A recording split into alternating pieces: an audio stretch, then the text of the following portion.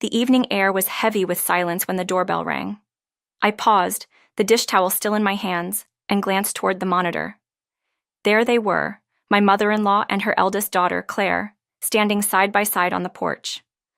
Their expressions were unreadable, but their presence sent a ripple of unease through me. Why were they here now, and without any prior notice? I hurried to the door, wiping my hands on my apron.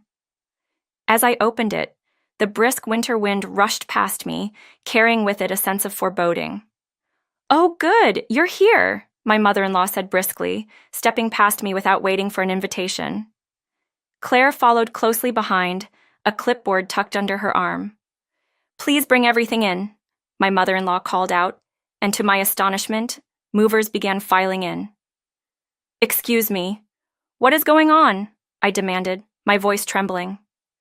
My son, Evan, appeared at the top of the staircase, his brows furrowed. "Mom? What's happening?" he asked as he descended. The movers bustled around, stacking boxes and shifting furniture without regard for their surroundings. My mother-in-law's reply was cold and curt. "We're taking over. It's time you and Evan left." "What?" I stammered, incredulous.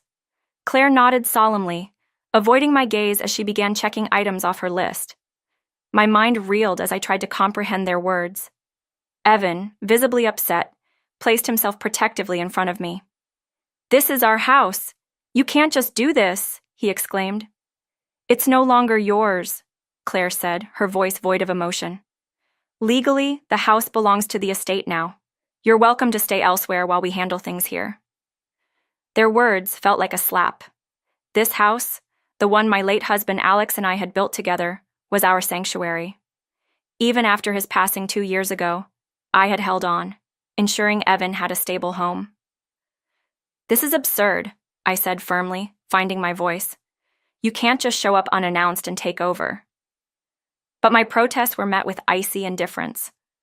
My mother-in-law's sharp tone cut through the chaos. "We've made the arrangements. It's done." Amid the confusion, a sudden chill swept through the room. Evan's face turned pale as he blurted out, "You shouldn't be here." All eyes turned to him. He took a shaky step forward, his voice trembling. "This house isn't empty. Dad wouldn't like this." A hush fell over the room, broken only by the sound of a box dropping from a mover's hands. Claire's pen froze mid-checkmark, and my mother-in-law's piercing gaze softened momentarily, replaced by unease. "What nonsense is this?" she muttered, but her voice lacked its usual confidence. Evan looked directly at her. "He's still here. I've heard him. At night, in the hallway, in the study. He's watching." The movers exchanged nervous glances, and one even muttered something about leaving. My mother-in-law's face flushed with anger. "That's ridiculous. Ghosts don't exist," she snapped, but the tremor in her voice betrayed her. At that moment, the front door opened again. A man stepped in, his commanding presence silencing the room. It was Daniel, Alex's best friend, and my trusted confidant since his passing. His eyes scanned the scene, taking in the movers, the boxes, and my distressed expression. "What is going on here?" Daniel demanded. His deep voice resonated with authority. My mother-in-law stiffened but said nothing. Claire looked down, her hands trembling as she gripped the clipboard. Evan ran to Daniel, relief washing over his face. "They're trying to take over the house, Uncle Dan. They're saying it's not ours anymore." Daniel's jaw tightened. He walked past Evan and stood before my mother-in-law. "I suggest you explain yourself now." Her bravado faltered under his glare. We're simply claiming what should rightfully belong to us," she stammered. Daniel's laugh was humorless. "Is that so? Because it looks to me like you're trespassing." The tension in the room was palpable as Daniel turned to the movers. "Get everything back into the truck, now." His voice left no room for argument. The movers hesitated but eventually complied, hurriedly removing the boxes they had just brought in. "This isn't over," my mother-in-law hissed as she stormed out, Claire trailing behind her. I watched them leave, my heart pounding in my chest. When the house was finally quiet again, Daniel placed a reassuring hand on my shoulder. "We'll sort this out," he said. His calmness was a balm to my frazzled nerves. Over the next few days, Daniel delved into the paperwork surrounding the house. He discovered that my in-laws had attempted to exploit a loophole, claiming rights to the property based on an outdated will Alex had written before our marriage. However, a newer, legally binding version existed, naming me and Evan as the rightful owners. Armed with this information, Daniel ensured our claim was solidified, but the ordeal didn't end there. Strange occurrences began happening in the house, doors creaking open, lights flickering, and the faint sound of footsteps echoing in the hallway. Evan wasn't the only one who felt a presence. I, too, began sensing something unusual. One night, as I sat in the study going through old photographs, I felt a hand on my shoulder. Startled, I turned around, but no one was there.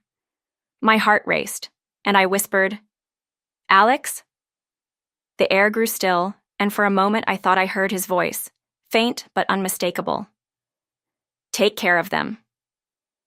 Determined to honor his memory, I decided to confront my fears head-on. With Daniel's help, we set up a gathering in the house, inviting my in-laws and Claire. During the gathering, we shared memories of Alex, emphasizing his values of love, family, and respect. Slowly, the tension began to dissipate. Eventually, even my mother-in-law softened, tears streaming down her face as she admitted, "I only wanted to feel close to him again. I didn't know how else to cope." The house, once a battleground, became a place of healing. The strange occurrences continued but became less intimidating over time. The footsteps now felt almost like a presence of protection rather than a haunting. One day, while Evan and I sat by the fireplace, he looked up at me and asked, "Mom, do you think Dad's really watching over us?" I smiled, brushing a hand through his hair. "I do, Evan.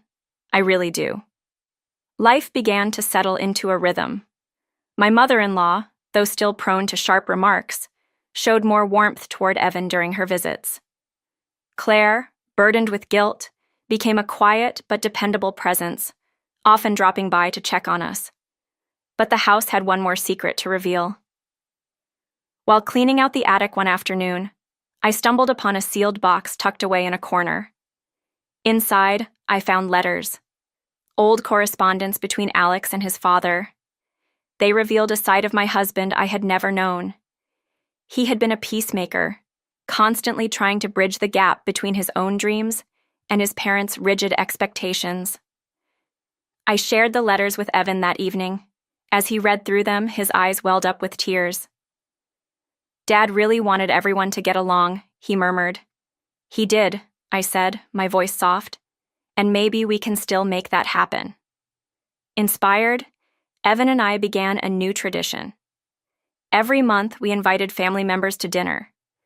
At first, the gatherings were awkward, filled with polite small talk and lingering tension. But over time, the walls between us began to crumble. Stories were shared, laughter returned, and the house became a hub of connection rather than contention. The presence in the house seemed to approve. Lights would flicker warmly during these gatherings, and the faint sound of footsteps upstairs became a familiar and comforting part of our evenings. It felt as though Alex was smiling down on us, his dream of unity finally coming to fruition. 2 years after the dramatic showdown, life looked different but brighter. Evan excelled in school, inspired by his father's perseverance. My relationship with my in-laws, while not perfect, had softened into something resembling respect. And the house, once a symbol of conflict, stood as a testament to the power of love and reconciliation.